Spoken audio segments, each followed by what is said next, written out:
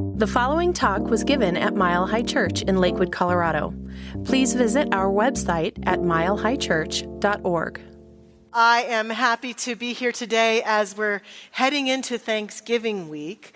I might have appeared to have done things a little bit backwards in this 2 week talks that I've done, because last week I talked about gratefulness, which is a double meaning for a title, because I wanted to launch a conversation about gratitude and being grateful and the power of that, as well as really explore fulfillment and that ability to feel fulfilled and feel the great fullness of life. And so in that talk last week, I talked about an image of a fountain that fills itself up within us all the time, and that about our work being to see beyond what's going on in the world so that we can sense that fullness filling us up at all times.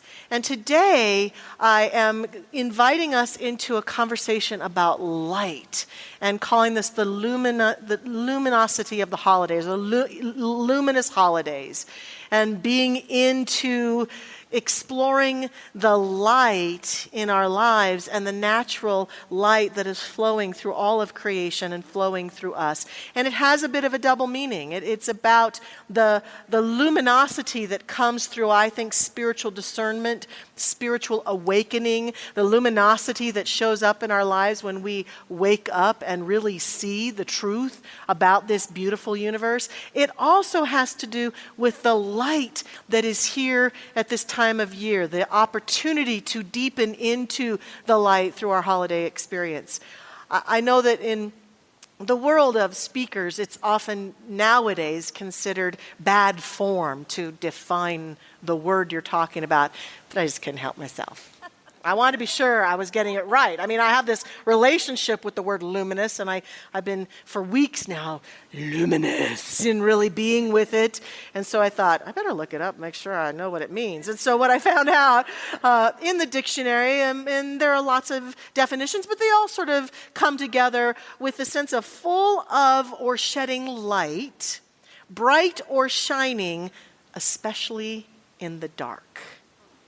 And the divine energy that we believe in this teaching to be the source that is everywhere present, shining brightly, no matter how dark it might appear to be, that's the luminosity that I'm inviting us to consider today and to explore and to claim for ourselves during this holiday season.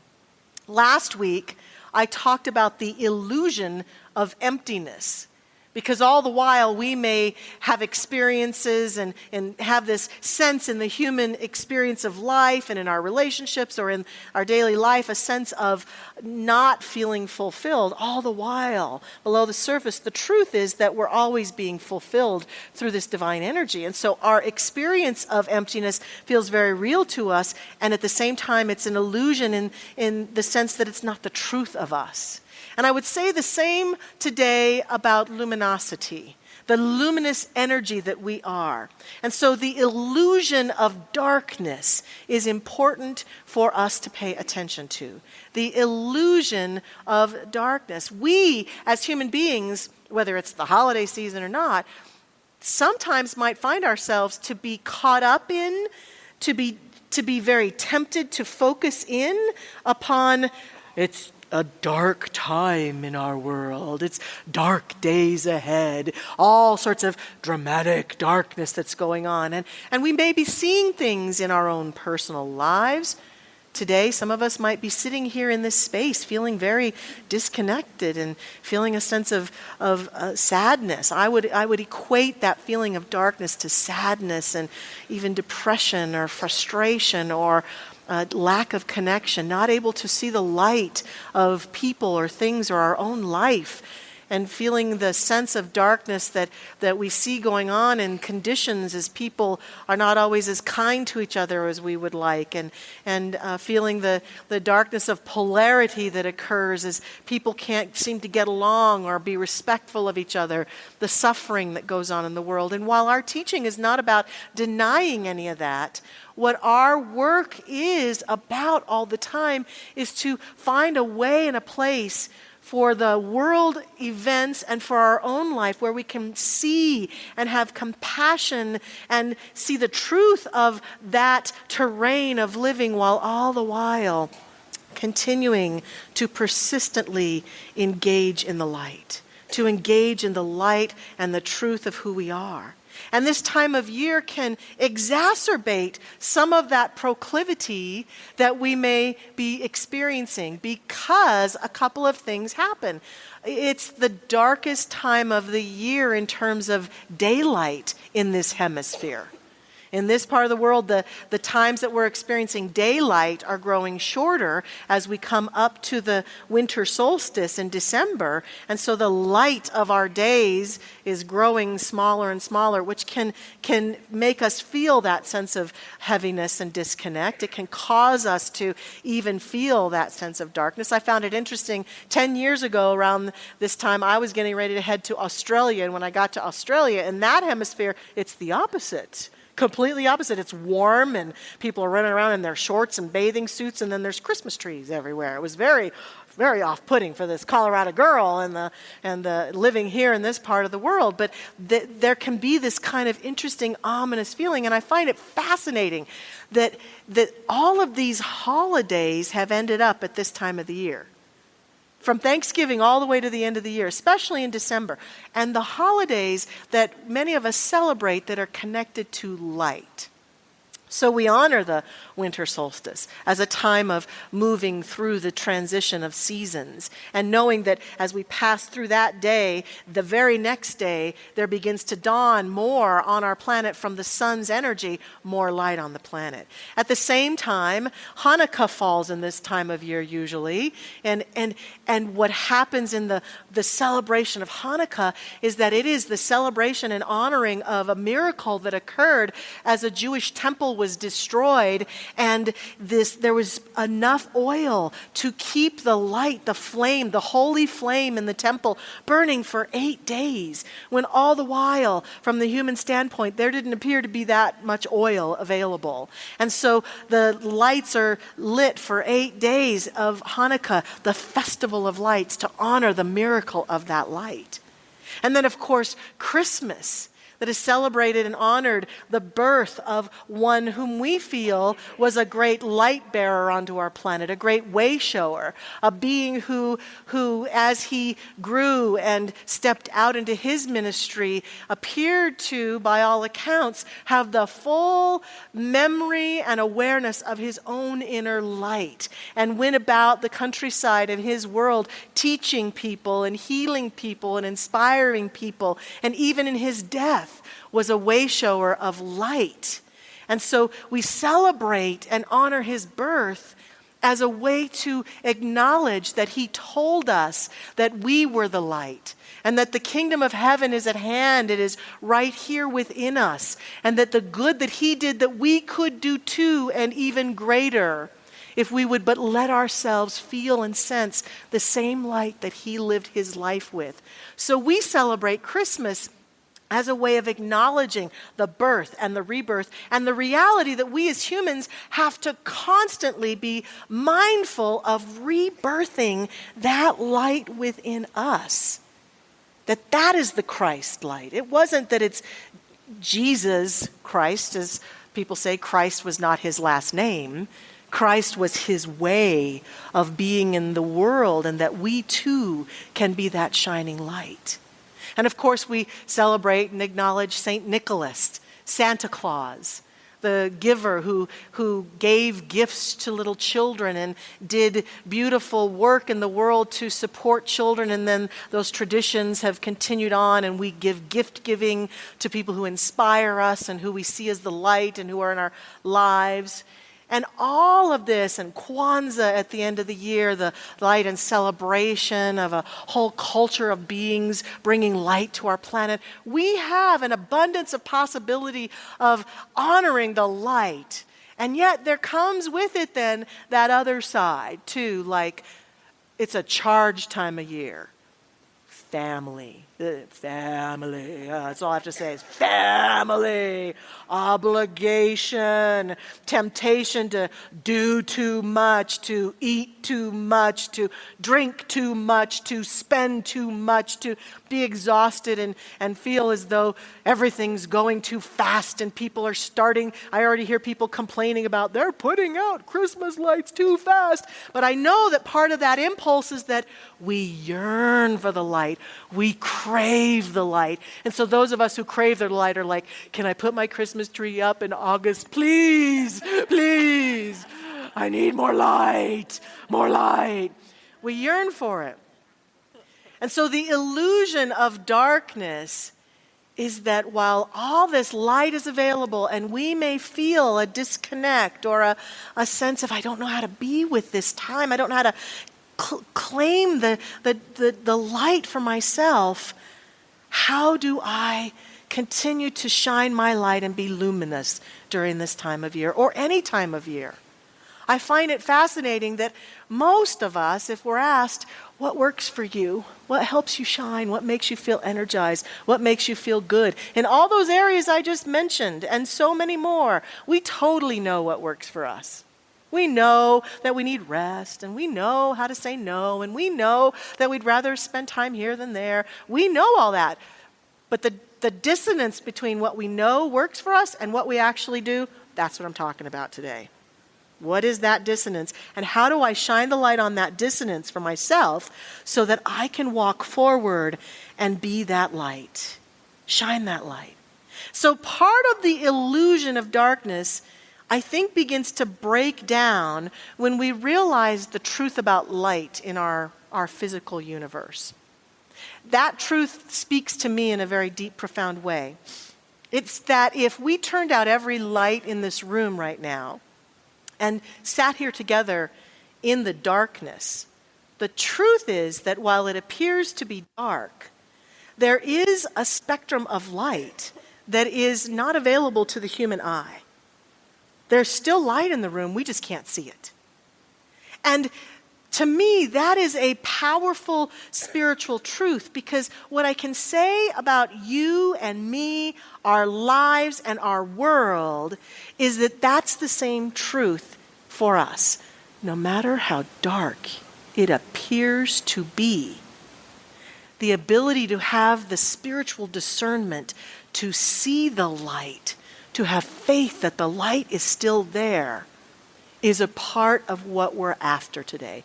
This is a part of what helps us to begin to own, claim, and literally fire up our own sense of luminosity. No matter what's happened to you or to me in our lives, there's a light that's burning within us. I kept seeing it as a fire, a burning flame within us. And then it was accompanied by one of those songs that won't get out of your head, that is sort of a blessing and a curse that Dr. Barry wrote. All week long I was like, thanks, Barry. That song about there's a fire within me and it's deep down in my soul and it's warming me and it's warming me and it just keeps playing itself in my head. I can't stop it. But it's a very good earworm to remind us of the truth. And so no matter how dark it has been in my life, how dark it seems to get, how dark my perception believes it is out there or in my world, there is a light within each one of us, a flame of life that, just like the spectrum of light, we maybe can't always see with the human eye, but when we begin to understand and experience it and begin to have greater faith in it, it becomes our truth. Nothing can ever extinguish that light. No matter what you've been through, no matter what you're going through right this moment, it may feel to us at times as though that light is indiscernible, but all the while, it's burning brightly for every one of us. And part of the secret of life is learning how to feed that fire so that it continues to burn brightly and continues to grow in our lives.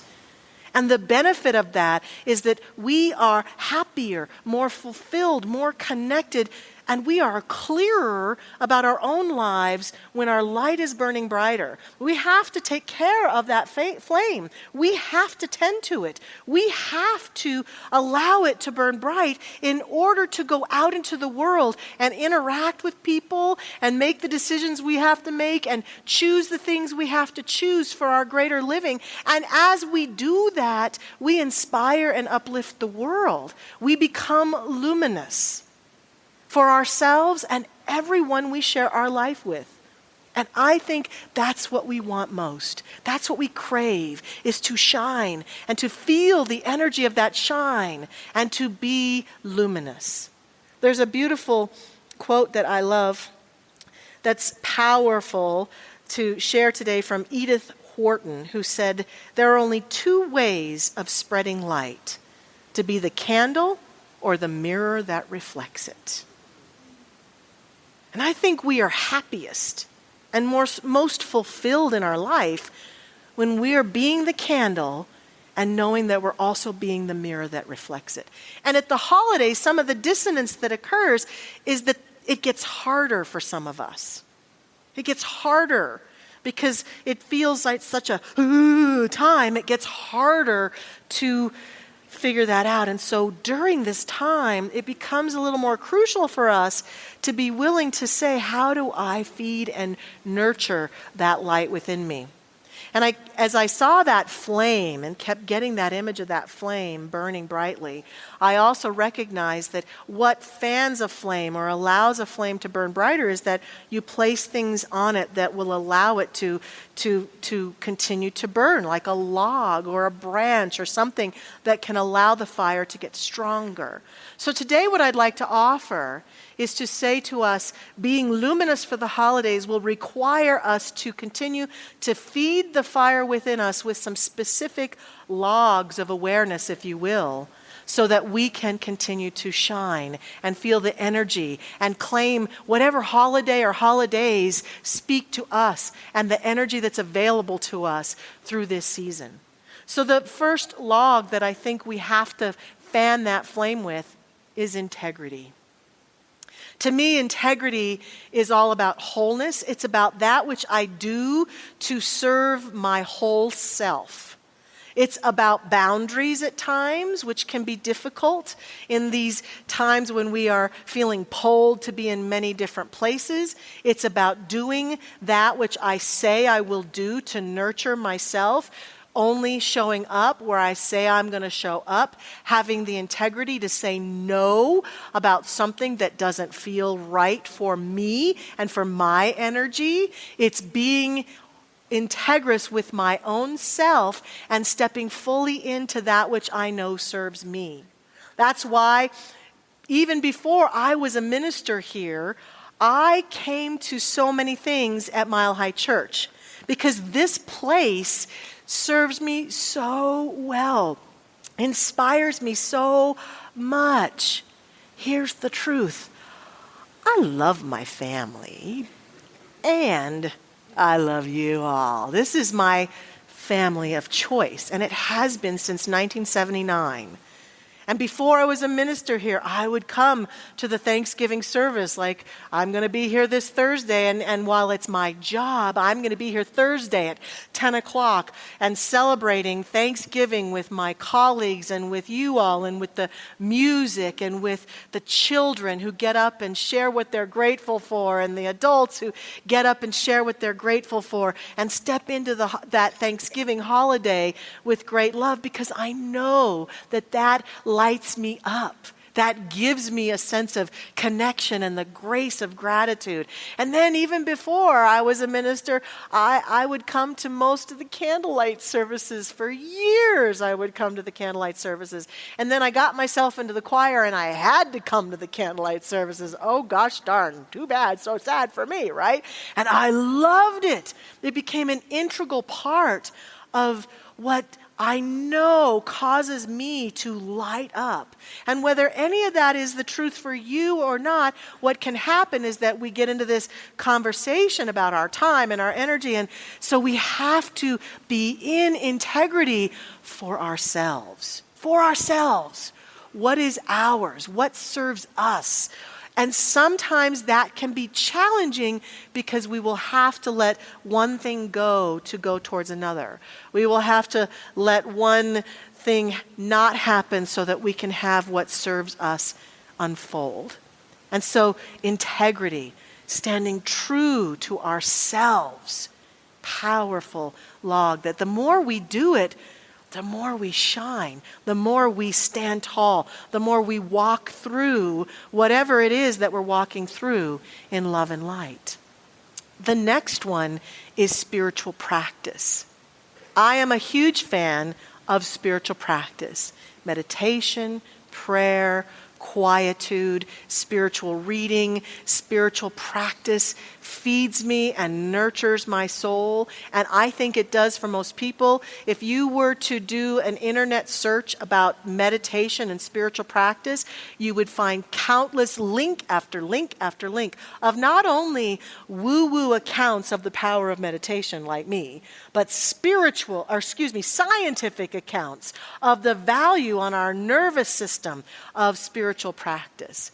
And so the evidence is absolutely overwhelming that all of us benefit from that kind of spiritual practice, from stillness and quietude, because it allows our entire nervous system to just calm down. And I think it also allows for spiritual deepening. It allows us to sense that light that is at the core of us and to own it and to claim it. And I have this image, my wonderful husband Ken, he builds great fires in our fireplace during the winter times at home. And he builds these wonderful, warming, big, beautiful fires. And sometimes as the log is beginning to look as though it's not going to burn anymore, and I'll think, okay, the fire's about to go out, he'll go over to the fireplace and he'll lean in and he'll just go, and he'll blow on that fire, and all of a sudden it will ignite and it'll start up again. And I'll think, oh my gosh, just a bit of oxygen just caused it to go again. And I think that's what spiritual practice is for the fire within us. It's like from an inner place, us going, and it can seem so subtle. And I know for some of us, we think it takes up time, and our monkey mind gets in the way, and we can't sit still, and it's hard, and I'm not sure I see the benefit. And yet, it's one of the greatest benefits to discover the truth of who we really are. The story of Buddha under the Bodhi tree says that he was there for many, many, many days, meditating, searching for enlightenment.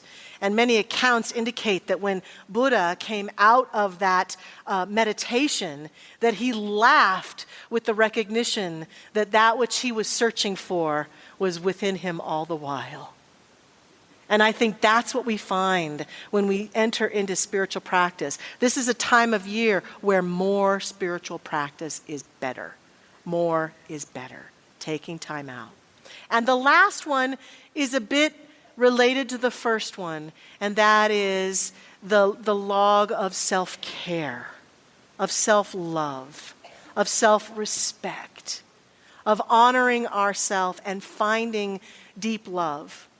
I know that part of the woundedness that happens and part of why it can be uncomfortable to spend time with families or people we feel obliged to spend time with is that it pushes that button that most humans I know have that either translates as I'm unworthy or I'm unlovable. And those people tend to be the ones that we have felt that wound for many years for lots of reasons, and we've got all our stories about why it's true. And so part of the discomfort of being in some of these environments, whether it's your mother or your father or your Aunt Matilda or whomever, is, gosh, when I go home, I don't feel that these people see the truth of me or that they always lift me up. Some of us have great experiences in our family, so it's not true of everyone. But what I do know is that all of us appear to sometimes fall into this dark hole of I'm not worthy, I'm not lovable. And I get it. And yet, as a human being, I want to say that all of us are completely responsible, no matter who has said that to us or caused us to feel that. We're responsible for fanning that flame of that deeper truth that we are lovable, that we are worthy of all that the universe has to offer. And only we can give that love to ourselves. Only we can stand in that truth.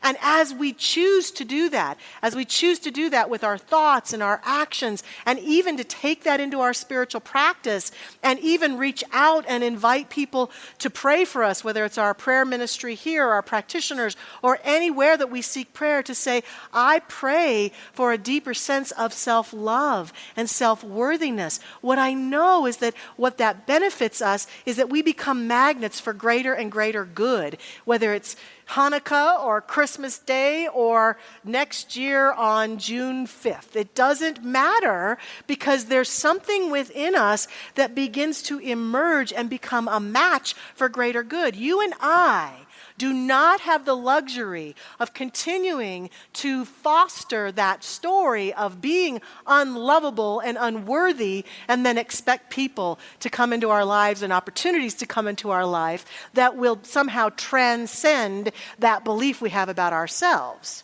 It just doesn't work that way. I call that spiritual bad breath. It's this energy like Pigpen from Charlie Brown, where we're walking around with this atmosphere of, I hate myself, I don't like myself, I'm unworthy, I'm unlovable. Will you love me, please? And people go, I'm out. No, And they run the other way because you kind of stank. Your consciousness kind of stinks. It's the truth, sorry. Oh, hi, guys. I didn't know they were there. They're everywhere. And so we have to own that and claim that and begin to foster it and choose it. And I do think these other things, integrity, spiritual practice, getting a deeper sense of that light, begins to birth within us this great sense of who we are, and being in places where people support us in that, allowing ourselves to shine no matter what. I have in my life found there were times in my ministry, in my personal life, where I haven't felt loved or seen. Being a public person, sometimes people are critical, or they complain, or something isn't going right, or somebody hasn't liked something I've said or I've done. It can be a constant barrage if one isn't careful of just leaning into that energy. And over the last few years, I've found this inner voice when I take that to prayer, saying, shine no matter what. When I look at the world and I think about what's going on, and I start to feel concerned about things happening in the world, that inner voice says, shine no matter what. And when I think about a world where every one of us stood in our integrity, and every one of us was devoted to our own spiritual practice, whatever that looks like, that inner connectedness. And when I think about a world where we acted and lived from self-love on behalf of ourselves, I believe we could heal our planet. We could heal the world, right? We could be luminous. We could be the luminous truth of who we are. I saw a meme recently by a group called Wild Woman, and it's how I feel about coming here to this place. And it says, if you hang out with me for too long, I'll brainwash you into believing in yourself and knowing you can achieve anything. Yes, right? That's us. That's our teaching. That's what's here. That's how we can stand for each other. And when we choose to shine, give ourselves permission to shine, that's the message we give to everyone in our lives. Our children, our parents, our families of origin, our families of choice. We choose to be a place where that light just shines. It matters. It makes a difference that we nurture our own luminosity. And I'd like to close with a quote from a being who lived a long time ago, Utpaladeva, who said, being self-luminous, you cause everything to shine. Delighting in your form, you fill the universe with delight, rocking with your own bliss, you make the world dance with joy. Let us be luminous and shine. Happy Thanksgiving, my beloveds. I hope you have a wonderful Thanksgiving, and I am so grateful for each one of you. If I don't get a chance to see you Thursday, I just want you to know that you're in my heart. I see your light. We can shine together. Thank you for listening to the Mile High Church podcast. This podcast is made possible by the generous contributions from listeners like you. If you'd like to make a donation, text 720-230-1404 or visit us at milehighchurch.org. Peace out, friends.